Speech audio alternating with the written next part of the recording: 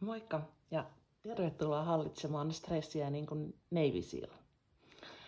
Tämä harjoitus perustuu siihen, että se aktivoi meidän parasympaattisen hermoston, eli sen meidän lepää- ja sulattelehermoston, se joka saa meidät rentoutumaan.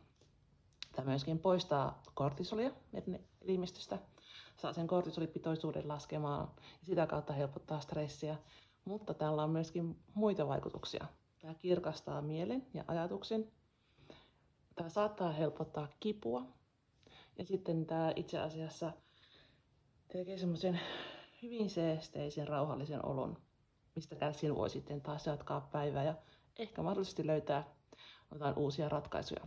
Joka tapauksessa tämä tuo semmoisen ihanan levollisen olon. Ja tämä on laatikkohengitys. Jos sä haluat googlata tästä lisää, niin sä voit googlata laatikkohengitys tai box breathing. Mutta idea on se, että hengitys ikään kuin muodostaa laatikon. Ja kaikki vaiheet on yhtä pitkiä. Ja sisäänhengitys kestää 4, eli sisäänhengitys olisi tämä vasen laita. Sitten me pidätetään hengitystä, lasketaan 4, tulee tämä yläosa. Sitten me hengitään ulos, lasketaan 4. Ja sitten me pidätetään tyhjillä keuhkoilla hengitystä ja lasketaan 4. Ja sitten tulee tämä laatikko. Ja tosiaan tämä on niin kuin paljon tutkittu menetelmä, jota Navy Seal käyttää. Ja tämä on siis ihan niin kuin todettu, että tämä vaikuttaa jo 3 minuutissa meidän autonomisen hermoston tilaan. Niin tätä voi tehdä aina kun tarvitsee semmoisen, että rauhoittuu ja mieli kirkastuu ja keho löytää sen tasapainon. Ja sä voit toki niin kuin sen hengityksen pidätyksen tehdä tällainen nipistämällä niin kuin peukalolla ja etusormella, mutta tämä ei ole kauhean hygieninen keino eikä loppupeleissä kauhean hyvä. Niin itse asiassa tämä tulee joogaperinteessä tämä harjoitus. Me käytetään tämmöistä, että sanotaan mudraksi, mutta tämä on myöskin niin kuin työkalu. Eli käytetään peukaloa ja nimetöntä. Niin tämä on itse asiassa paljon voimakkaampi se nipistys. Niin tämä itse asiassa aktivoi myöskin meidän niin kuin sukellusrefleksin. Niin käytetään siis tätä mudraa, joka on samalla työkalu. Ja nipistää niin kuin molemmat sieraimet kiinni ja aktiivisesti. Sieltä ei mene ilmaa sisään eikä ulos. Ja tosiaan menee vaan sillä että jos aluksi sormet on ylöspäin, niin sitten lasket etusormen ja keskisormen kämmenen ja sitten muut sormet soittaa ylös.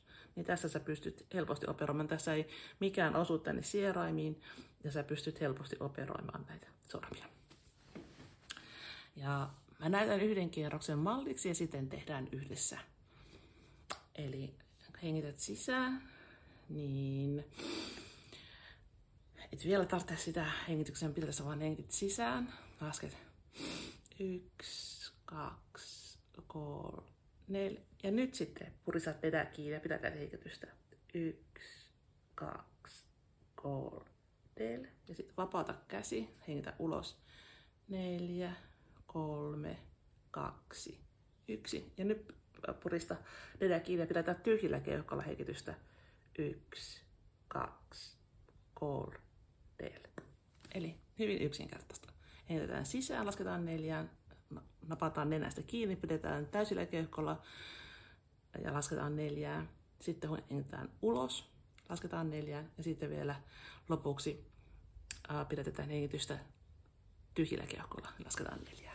Mutta avaus on posket ja leuat tänne monesti kertyy vähän jännitystä.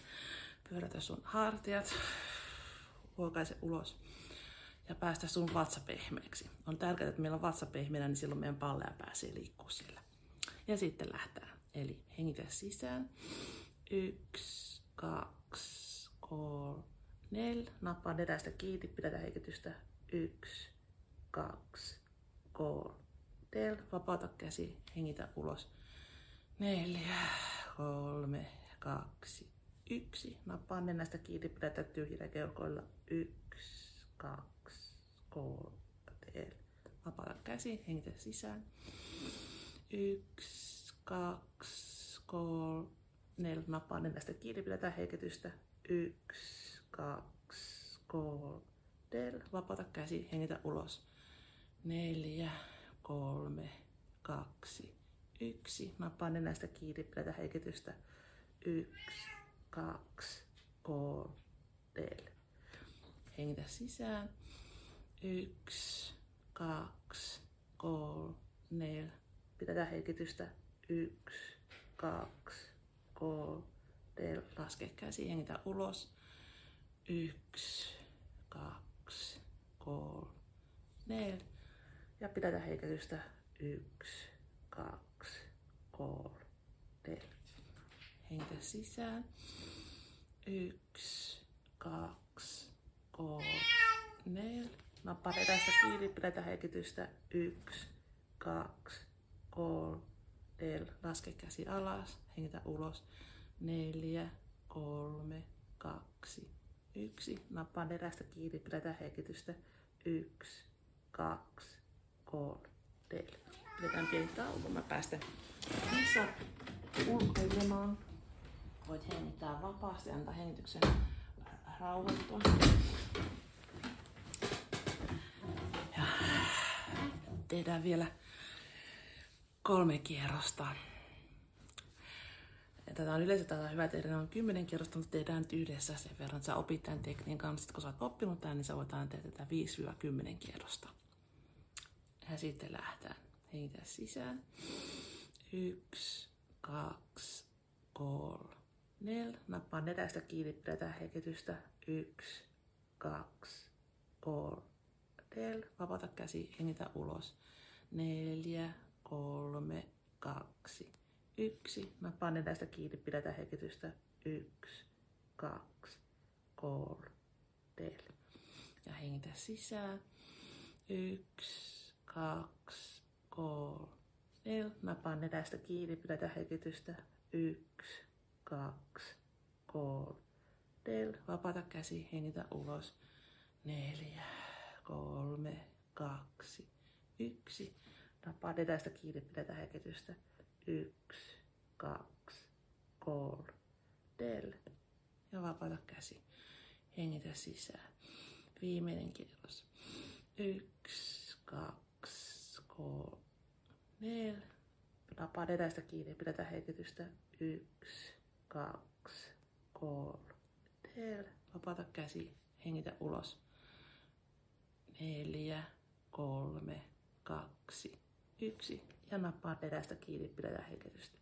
1, 2, 3, 4. Ja vapaata hengitys, huokaise ulos. Pyöräytä hartiat. Ja vaan hetken ajan tunnustele, miltä tuntuu kehossa ja mielessä. Ja saattaa olla, että huomasit esimerkiksi, että sun hengitys teihin tuli lisää tilaa, siis niin kuin laajentaa meidän näitä hengitysteitä nenässä ja nielussa ja keuhkoissa. Ja tämä saa myöskin aikaan sen, että meidän verisuonet laajenee. Ja siinä saattaa tuntua, että niin kuin kädet lämpenee ja jalat lämpenee. Ja itse asiassa tämä saa aikaan sen, että se niin kuin happi menee, niitä niin kuin pääsee sinne solutasoille paljon paremmin, kun meillä ei ole niin paljon kortisolia siellä elimistössä ja sitten se happi kiertää siellä vapaasti. Niin tämä itse asiassa tekee niin kuin meidän kokonaisvaltaiselle terveydelle tosi hyvää.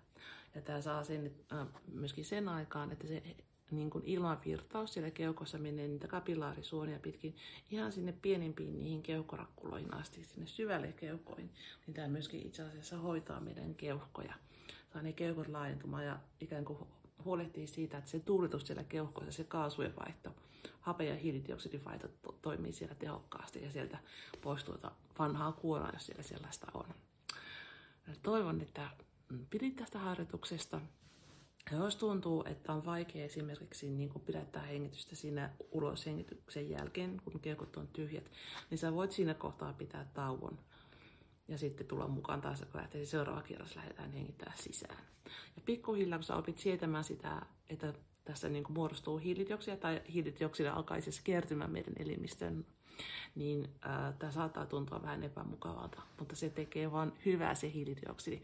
Se hiilidioksidi on ikään kuin vastalääke stressille ja nimenomaan hiilidioksidi on se, mikä saa ne hengitystiet avautumaan ja saa ne meidän verisuonet avautumaan. Niin hiilidioksidi on meille tosi tarpeellinen. Mutta se, että jos me ollaan oltu tosi stressaantuneita, niin itse asiassa meidän keho on kyky sietää hiilidioksidia alkaa alentua aika nopeastikin. Niin tämä taas palottaa sitä, että meidän keho sietää sitä hiilidioksidia ja siis hiilidioksidi alkaa purkamaan stressiä. Mä toivotan sulle ihanaa päivää ja toivottavasti tästä oli sulle apua.